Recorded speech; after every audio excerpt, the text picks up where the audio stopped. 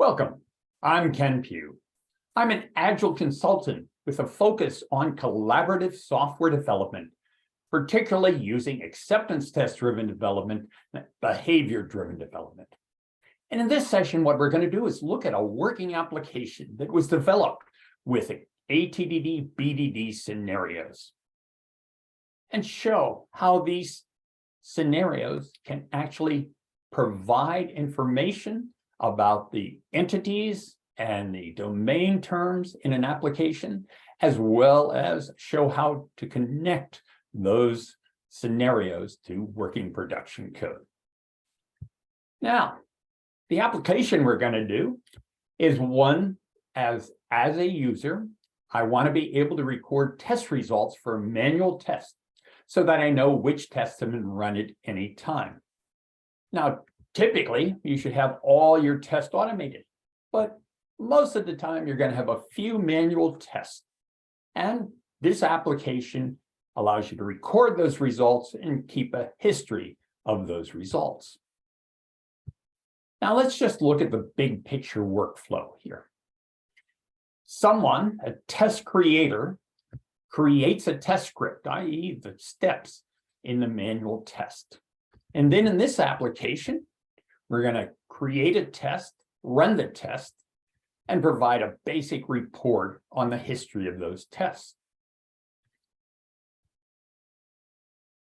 Now, in developing with ATDD BDD, we have the triad. That's the developer, tester, and customer, who are all responsible for quality. The customer perspective, not necessarily a particular role, is the one that provides the requirement, i.e. the desired behavior of a system. The developer's perspective implements those requirements, i.e. the behavior. And the tester perspective critically analyzes both the requirements and its implementation.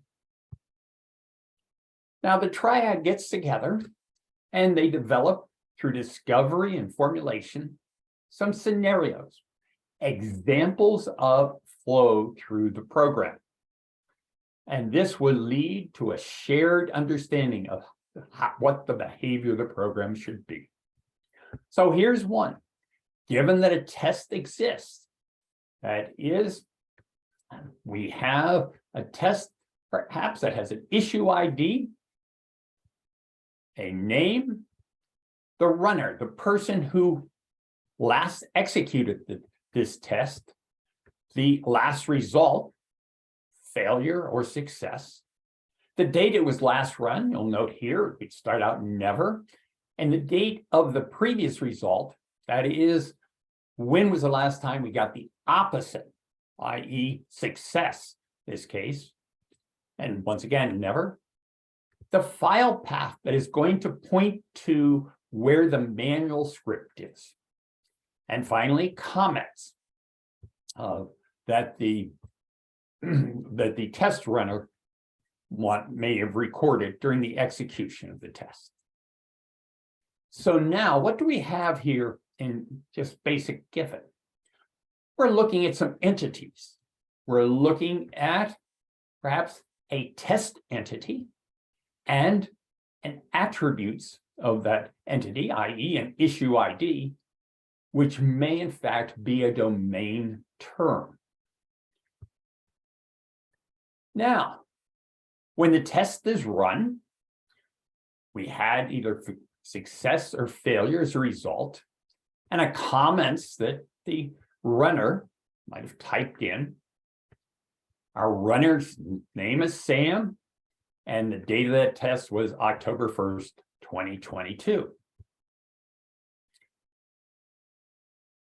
We're going to execute the test, and once we finish the execution, the program should update the test entity. That is, we have Sam just ran the test with a success on that particular date, and notice, works great is the comments. Okay. Now we have a basic scenario. It may get altered in the future. So as we mentioned, one way to implement this scenario is examine it for things like domain term, that is the issue ID, or test result, success or failure.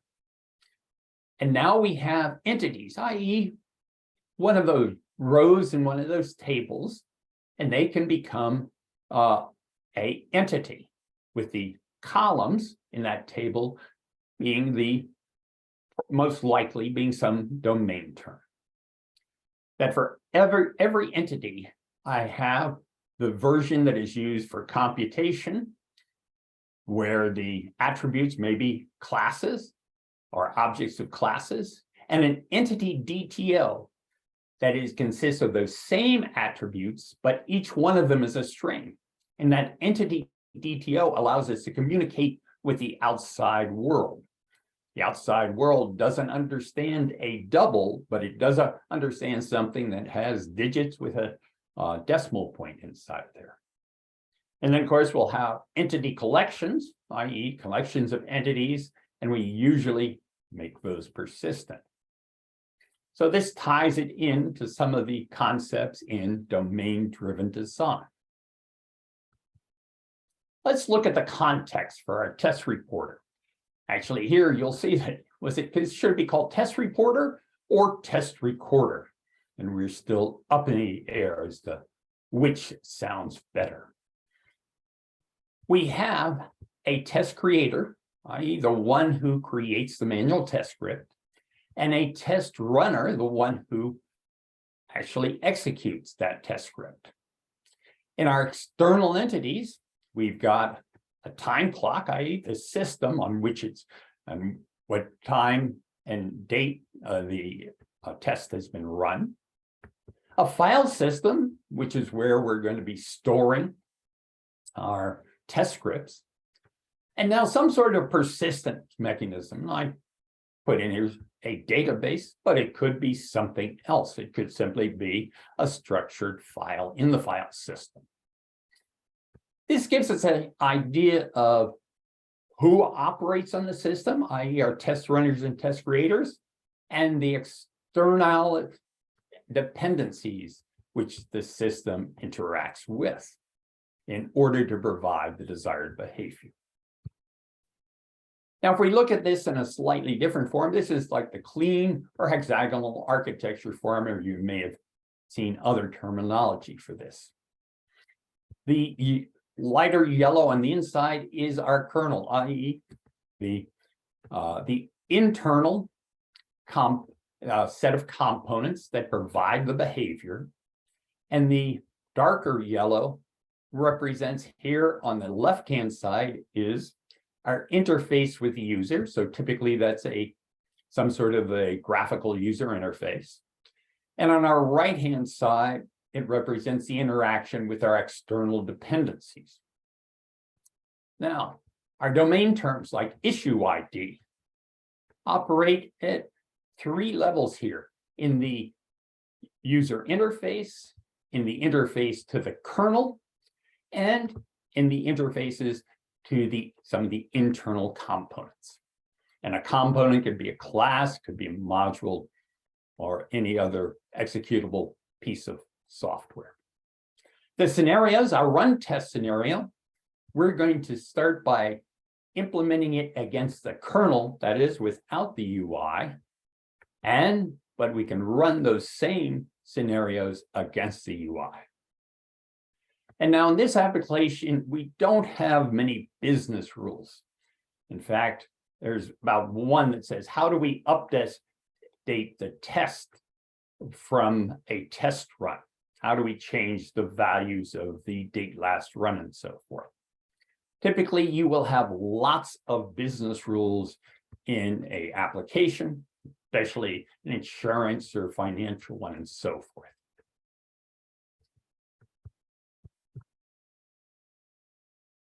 For those external dependencies, we can create, if necessary, test doubles. Some people refer to these as mocks. I use the more generic term. And now we're going to have a test double for the user identity, i.e. Sam. We'd like to make sure that our user identity, when we are doing our testing, remains the same, or at least it is controlled so that our test can be repeatable. Typically, we will have a test double for our time clock, because that is one thing we'd like to be able to control. We've got a file system. We could make up and use a in-memory file system, or we could just use it directly. Of course, that's where the test scripts themselves are going to be stored. And then for our database, well, in the implementation you'll see here, we use the actual database, i.e. the SQL a database, but we'll have a test database, and then of course one for production. So in fact, the difference between testing and production is simply we substitute a different database itself, but not any interface. You may wish to create an interface to a test double database that might keep things in memory or in some sort of list.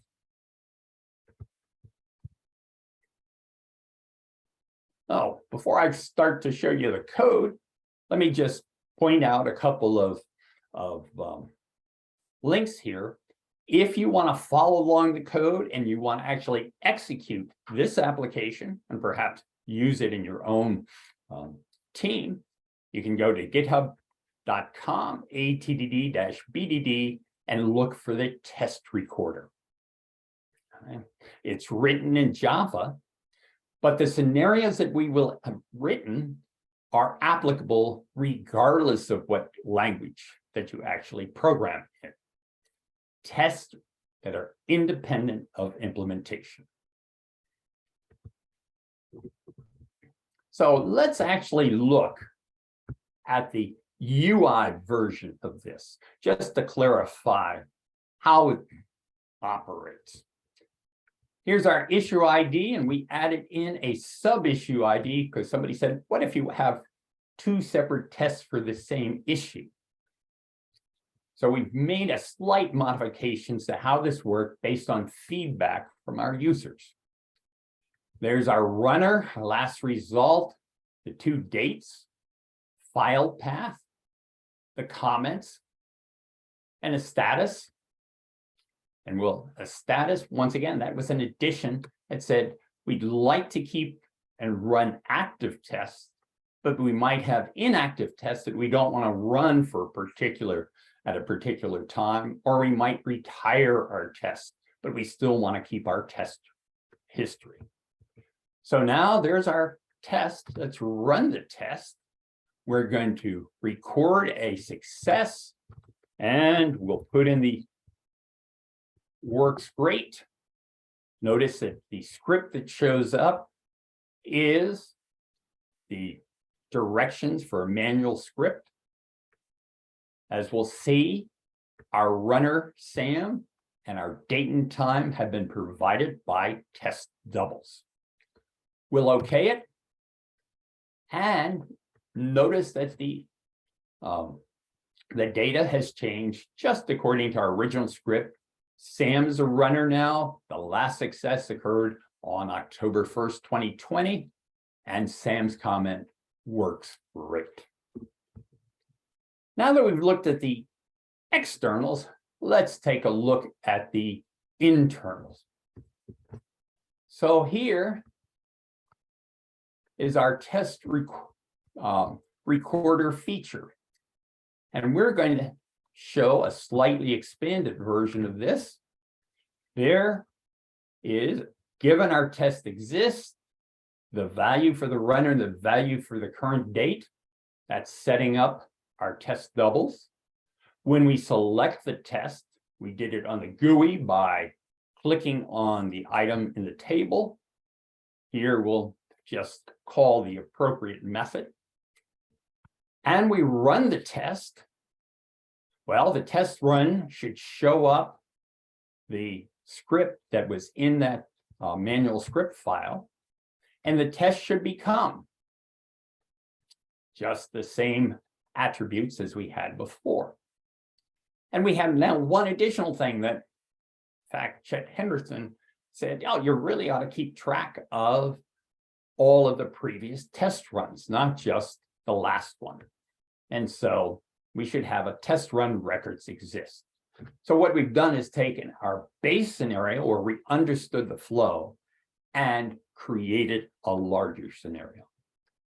Now, before I get into all of the details of the connection, let's just take a look at just the basic layout. We're not going to go through every piece of code. But what we have here are domain terms, i.e. that issue ID, and the my date time, which represents the date time, but the ability to write a test double for it. My string, which is really a string, but just allows a single place where we can eliminate things that might cause SQL injection and so forth. A test result, which is pass or fail, success or failure. The test status, active, inactive, or retired. And now the entities. We have a test and a collection of those tests. The test DTO, which is the same attributes as test, but everything is now a string. A test filter, which is used to decide which status of test we should show, active or retired or everything. The test run, which contains the values in that when of the test. And a corresponding collection and a DTO. We'll not get in, as I mentioned, to every single detail here. We have our current services. These allow us to set up our test doubles. They're what's going to be called by the program, and it will return either the real or the constant value for the user or the date time. Now, let's take a look at how we connect up this data, and that's in our scenario, to our actual production code. Given a test exists, what Cucumber does is for every given, when, then, and so forth, Cucumber reads this file and interprets it and says it is going to look for a match for something that matches test exists. And notice we have a table here. And we have a table that has a column of headers and values. In fact, we can have many more values if we wished in here.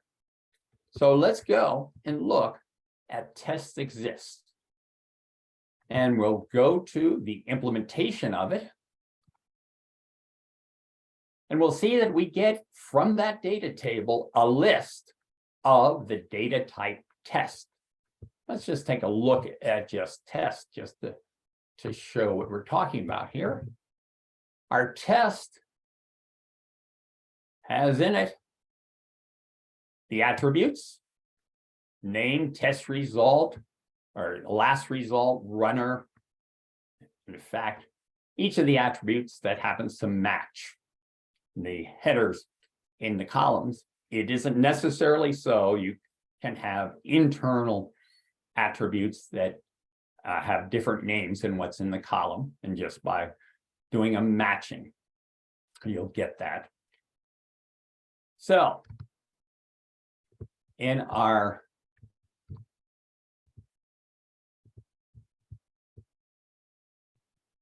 implementation, we're going to get a list of those tests. Cucumber is going to create that for us, sometimes with a little additional work, sometimes without. We're going to add that test to our test collection. And this is just says, well, if it's already been added, it already exists there, then we will update that test to make sure that we have those test values that we desire. And if we can't update it, then we definitely have a failure. And now let's set up the value for our runner. And what we have in here is the value for the runner is, we get the value with our runner we have should be of type name. And we will simply check things and then stick this into our configuration file. And that configuration file contains the value and whether to use a test double or not. And then we'll save that away. So let's just go to configuration. Well, we can actually show my configuration simply has the path to the root of where all the scripts are kept, whether we should use a test double for the date or the runner, the value that we should use, and it has in here the database information. And now you may not want to keep your password string in here, but I'll let you, there are standard ways of storing that password and keeping it more secure. So what we simply did in test in the value for the runner is set those values in the configuration. And the value for the current date works the same way. We simply go and get it, make sure that it's valid, and then stick it into the configuration file. Might as well, at this case, check to make sure that it is valid, that from the test, if somebody put in February 31, we don't want to really run a test with that as a value unless we're testing the date itself. So now we select the test. And we go to our implementation. And now you'll notice that we have this word transpose here, which actually, if you see on the test is selected, the field names are on the left rather than above. And we can, as far as we're concerned, let's go back to the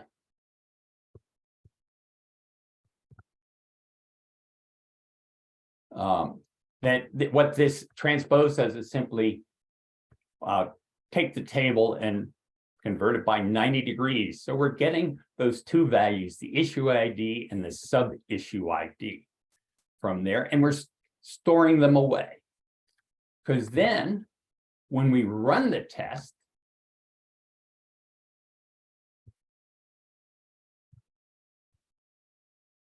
once again, we have the transpose. We're going to create a test run, get the selected ID, get the date, time, and the user, and then we're going to take that test run and add it to our test run collection, as well as updating our test with the test run. So the values in this test run will start with those two, the result and the comments that we get from the table.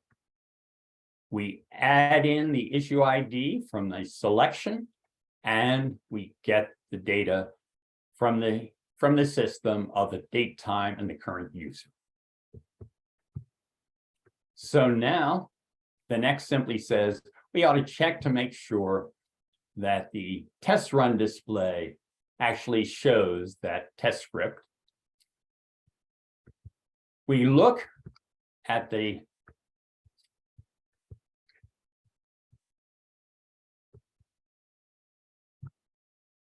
test is now, and what we simply do is get the current the test that is in the test collection, and we check to make sure that it's been updated according to what we have listed there. So this test collection, we're actually going to the database and checking it. And now for the test runs exist, we're going to look at our test run collection, find our test runs that for that current issue ID and sub-issue ID, and make sure that that array that we get back contains the test run that we've listed in our feature file.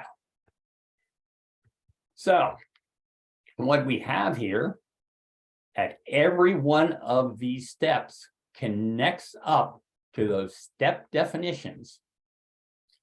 And we're utilizing Cucumber to take the information that's in our feature file, create objects, there are a list of objects that correspond to those tables. And then in our test, we're calling the appropriate production methods, some sort of a. Now, you may want to have a find test runs just by itself, a test for it to make sure that find test runs works correctly. And so that when we actually use it in our code here, that it's working properly. Now, this is what we need. It may turns out that if test run collection doesn't have find test run, that you would create more than likely a XUnit test for it and make sure that it itself works. And then we're using it in our overall flow. So we've got our test for being successful. We might as well have something that says, tell you what, if we set the test status, and we'll make sure that our test status changes. Here we're going from active to inactive, and that just makes sure it's recorded properly. And we have, here's our configuration values that we can set up to make sure that we're starting off with the right configuration. And in fact, here, given our file exists, we would just make sure that that file, enter_test_result.feature, contains that information in it, so that when we utilize it in the test itself, that the data here is shown from that file correctly. Of course, we are going to have additional scenarios, simply something like adding a test, given the tests are empty. When we add a test with these values, that's what we get. Now, we're currently running a manual test. In fact, we're in the manual test, and let's just take a look at that manual test, i.e. our UI test. We have a configuration for it.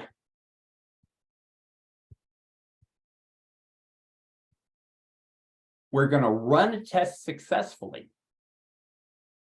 Notice that given this test is, when we select the test and we put in that data, the test is now. That looks just like the test we ran against the kernel.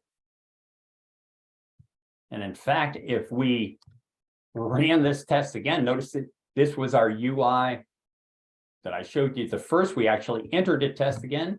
Let's run, in fact, the same test execution again.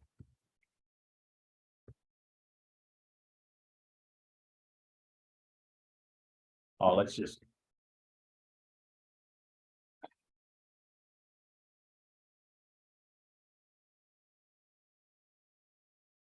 And in fact, it didn't change because Sam and the date last run were exactly the same. We entered exactly the same comment.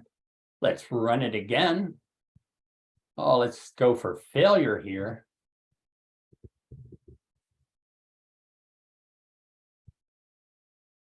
And in our configuration file, we're using exactly the same time. So in fact, that's why they show up the same. But notice we now have failure, and Sam says it's not good. We've got a couple of other interesting things in the manual. Just one more feature, just show how we can drive actually our manual UI test using scenarios, cucumber scenarios. And this is a scenario where we have 4 tests we set up, but some of the tests are active and some are inactive. And so when we look at our screen, we only see 2. Now we can filter the tests, include the inactive. We'll see 3. We filter the tests again, and we see all 4. Just to show our adding a test works, we can, as our initial that initial scenario for that, we don't have a manual check on here, but we can at least look. We know that the kernel is working correctly. And we'll put in a different test feature. And now we've created a new test by some other name. It hasn't been run yet, and that's its file path. So that shows how we've connected up our features, our scenarios, to the actual production code itself. Let me just show a couple of more, and then we'll finish up. For domain terms, let's look at the domain term issue ID. We made up a rule that has to be 5 characters and digits without any spaces. Well, let's give some examples of that. Here are some values for issue ID, and some of them are valid, yes, and some of them are not valid. And we show the notes as to why it's not valid. In our underlying implementation of the test, we say, oh, okay, they must be 5 characters and digits without spaces. We get a list of those domain terms.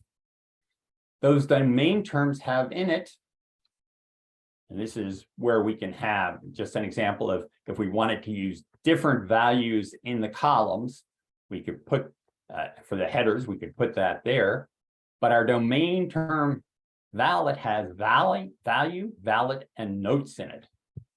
And so in here, what we simply do is create a new issue ID and pass it the value. And now, if we said, yes, that's a valid value, we'll check the string version of the issue ID we just created and say, is it equal to the valid value? Now, if the paradigm we're using here is if the issue ID is passed an incorrect value, it doesn't throw an exception, but it returns issue ID not specified. So that if we are in our table, we have an invalid ID, i.e. valid equals no, then the temp issue ID should be equal to issue not specified. And then we have a few other things. I'll show one more. This filtering, this test, this is where we can test that underlying filter. That is, we give it those 4 tests. We say, only show me the active, and only those 2 would show up. So now what we have with ATD BDD is we have behavior that is shown with scenarios that even non-programmers can look at it and say, yep, that's exactly the behavior that we want. As I mentioned, all of these scenarios, all the code is on the GitHub. Download it. You'll need an SQL database. I've given information on how to use HSQLDB, but you can use anything you'd like. Just make sure that your configuration is set up properly to utilize your particular database application. If you have any questions or comments, feel free to email me at ken@kenpugh.com. You can go to my website, kenpugh.com, click on the upper right about BDD and ATD in context with DDD, and you'll find even more information and a lot more examples. And if you want to connect with me on LinkedIn, I'm Ken Pugh at linkedin.com. Well, thank you very much, and good BDD ATDDing.